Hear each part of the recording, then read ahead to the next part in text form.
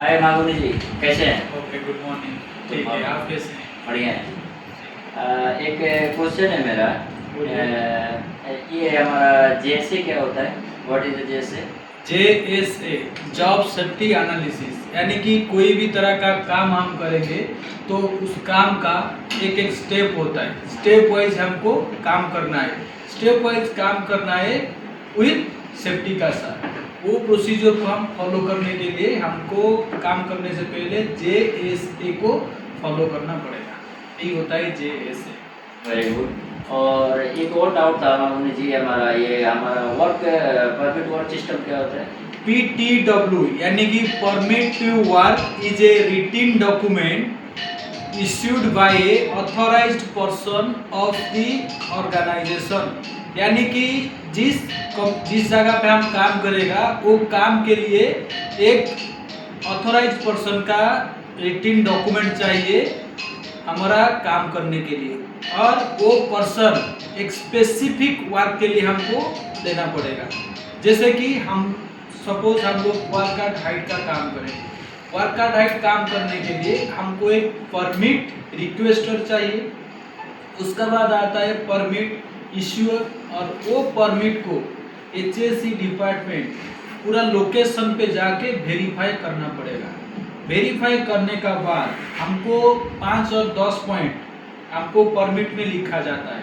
जो 5-10 पॉइंट लिखा जाएगा वो 5-10 पॉइंट को हमको प्रॉपरली फॉलो करना पड़ेगा। ठीक है, अगर हम लोग वर्क एट हाइट पे स्कैफोल्डिंग का काम कर रहे हैं तो हमको पहला चाहिए परमिट के लिए, हमको परमिट के लिए पहला चाहिए हमारा वर्क परमिट। सेकेंड आएगा हमारा मेथड ऑफ स्टेटमेंट, यानी कि हम लोग कौन सा मेथड में इसको काम करेंगे। उसके बाद आएगा रिस्क असेसमेंट। रिस्क असेसमेंट का मतलब होता है जो काम हम करने के लिए जा रहे हैं वो काम पे कौन सा रिस्क है और वो रिस्क लेवल को हम लोग कैसे कंट्रोल करके काम कर सकते हैं। उसका बाद आएगा रिलेवेंट ड्राइंग। ड्राइंग उसका बराबर ड्राइंग होना चाहिए, नहीं तो हम लोग जो काम करेगा वो गलत हो जाएगा। उसका बाद आएगा वर्कमैन कॉम्पिटेंसी। जो आदमी उधर काम करेगा वो आदमी का पास बराबर ट्रेनिंग होना चाहिए। स्कैफोल्डिंग का इरेक्शन और स्कैफोल्डिंग को निकालने के लिए वो पूरा उसका पास ट्रेनिंग होना चाहिए। तीसरा और एक पॉइंट है, स्कैफोल्डिंग काम करने के लिए हमारा एक मेडिकल टेस्ट होता है जिसको हम वर्टिगो टेस्ट बोलते हैं। वर्टिगो टेस्ट नहीं होगा तो सपोज हम एक वर्कमैन को वर्क एट हाइट में इन्वॉल्व कर देंगे, तब उसी टाइम क्या होगा, वो आदमी का सपोज बीपी प्रॉब्लम होगा, हार्ट प्रॉब्लम होगा, ऊंचाई से उसको डर लगेगा तो वो गिरने का चांसेस है। इसके वजह से वो आदमी नीचे गिर सकता है। इसके लिए उसका कॉम्पिटेंसी सर्टिफिकेट होना चाहिए। सबसे बड़ा बात है, जो स्कैफोल्डिंग में हम आदमी को काम करने के लिए जाएंगे उसको इंस्पेक्शन करने के लिए एक सर्टिफाइड इंस्पेक्टर चाहिए। काम करने से पहले इंस्पेक्टर जाके पूरा स्कैफोल्डिंग को इंस्पेक्शन करेगा। इंस्पेक्शन करने का बाद टैग लगाएगा, सेफ टैग यानी कि ग्रीन टैग लगाएगा।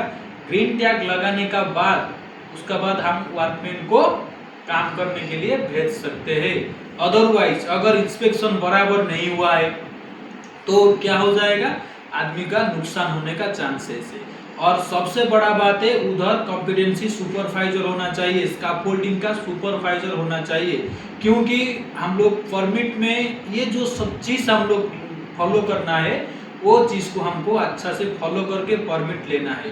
सबसे बड़ा बात है, परमिट इशू करने से पहले हमको कुछ नियम, जैसे कि जिस लोकेशन पे हम काम कर रहे हैं वो लोकेशन का बारे में बराबर हमको इंस्पेक्शन करना पड़ेगा। साइट इंस्पेक्शन, देन हम लोग परमिट को इशू कर सकता है। क्योंकि अगर हम जिस जगह पे परमिट इशू कर रहा है उधर कुछ प्रॉब्लम होगा, हम लोग आदमी को भेज देगा बिना इंस्पेक्शन करके, तो क्या हो जाएगा, आगे जाके बहुत बड़ा खतरा हो सकता है।